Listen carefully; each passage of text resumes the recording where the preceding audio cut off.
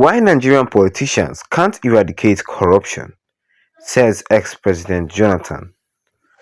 Good morning, everyone, and thank you for tuning in and listening to this headline that we got in news this morning. Well, Goodluck Jonathan is saying that this is the reason why Nigerian politicians can't eradicate corruption.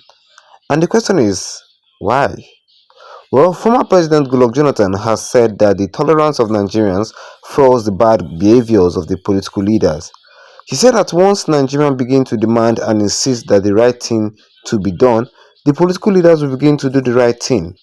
Jonathan also strongly criticized the deployment of military personnel for election duties in Nigeria, saying that it overstretches the military. Speaking at a book launch for former Inspector General of Police Solomon Arize on Abuja on Tuesday, February 18th, Jonathan said, "We Nigerians celebrated the wrong thing, and we believe that one day the country will get to the level where people will reject bad behaviors, and when we get to the level where we reject bad behavior, in this issue will not happen again. I believe one day we all Nigerians will say we no longer accept the wrong thing, and the day we all collectively say we no longer accept the wrong thing. The political class will behave normally. People must reject us if we behave wrongly." Jonathan expressed hope that Nigeria would evolve to a point where bad political behaviors is universally rejected. He said, "Maybe one day we'll have two big buildings in Abuja where we'll put pictures of people, whether dead or alive, who have messed up this country so that their grandchildren will know their forefathers were part of Nigeria's problem." He also argued that elections should be primarily managed by the police and the Independent National Electoral Commission (INEC), Nigerian home decor ideas. According to him, in most other countries, the Air Force Army are used to transport election materials to dangerous areas and not providing security at polling units as done in the country. Jonathan said, "Having been the president of this country before, when you talk about internal security in the area that touches my heart, and especially when you talk about election security, again, it's an area that touches my heart. One gets worried when it comes to Nigeria's election. In fact, here we overstretch the army in most other countries, the military doesn't get involved in the day-to-day management of election. Some countries use them to manage the strategic systems, such as transporting electoral materials to dangerous areas, but many polling booths and staying around polling stations. Military personnel are never used for such duties," he said. And that was most of the thing that Jonathan said for us concerning this headline today this morning. We says here that why Nigerian politicians can't eradicate corruption, says ex-President Jonathan. And do you know the reason why Nigerian politicians can't eradicate corruption or can't stop corruption? Because at this point in time, the reason is that the politicians that we have now are the corruption. Yeah, they are the corruption. I understand everything that Jonathan is saying. Jonathan is saying that the time will come where all Nigerians will gang up and say, yeah, enough is enough.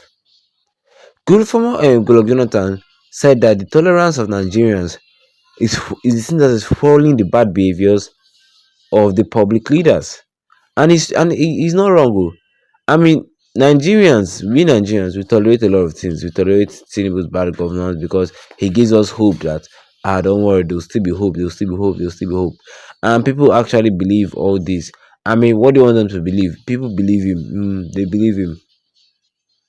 Yes, they believe him, but there is no hope anywhere. There is no hope anywhere. Other people are leaving the country, migrating away from Nigeria illegally to other parts of of the world because there's no opportunity anywhere. Yes, there is no opportunity anywhere in Nigeria. There's no opportunity anywhere in Nigeria. So saying that, I mean, that's just the main reason why Nigerians have tolerated a lot of things. Yes, and it got to a point where Nigerians will not be able to tolerate it anymore. They'll say, "Fuck it, enough is enough." All these governments will come down while resigning. I mean, just look at what happened in which country was that protested like that? Was it not Kenya? Yeah. Just take a look at. I mean, Nigerians are ready for that whole battle again. Nigerians are ready to go back, like go go and fight these politicians. Say Nigerians are tired of this life that the politicians are giving them, telling us that our reforms are working, reforms this, reform that. They've not done any road construction. They're talking about reforms. Well, it's a pity that we still have people like this in this country. I mean, people sometimes used to ask that why does good people die and bad political leaders like the APC led government are still alive? Well, diving into the comment section to see what some people say concerning Jonathan here. Olusegun Adeleye said that Nigerians are forced to tolerate bad leaders by the constitution, which outlaws violence against unrepentant bad leaders, and in doing so, our constitution protects bad leaders from and treasury looters. That is just the point. Yeah, Nigerians are forced to tolerate bad leaders by the constitution, which outlawed violence against the unrepentant bad leaders. We cannot use violence on them. That's just the point. Mm-hmm. We can't use violence on them, but they should know. I mean, this federal government should know. They should actually know their place. So I'm telling you, Jonathan was not wrong. A time that 2023, was it 2024? By governors protest, it was still soft. I'm telling you. Although some people died, though, but that is not the that is still less than the threat that Jonathan is talking about that might happen to Nigeria if the people run out of tolerance. If the people can't tolerate Nigeria's hardship anymore. The federal government thinks that everybody is just like them. All of them have money. They can easily pay the bill. I mean, not everybody gains how many millions in 1 week. That's the point. Mm-hmm. And if you're not fit to, if the president is not fit to think about developing the southeast, I mean, you should feel free to resign. Or what do you guys think? Tell me. Drop your comment in the comment section. Don't forget to leave a like on the video.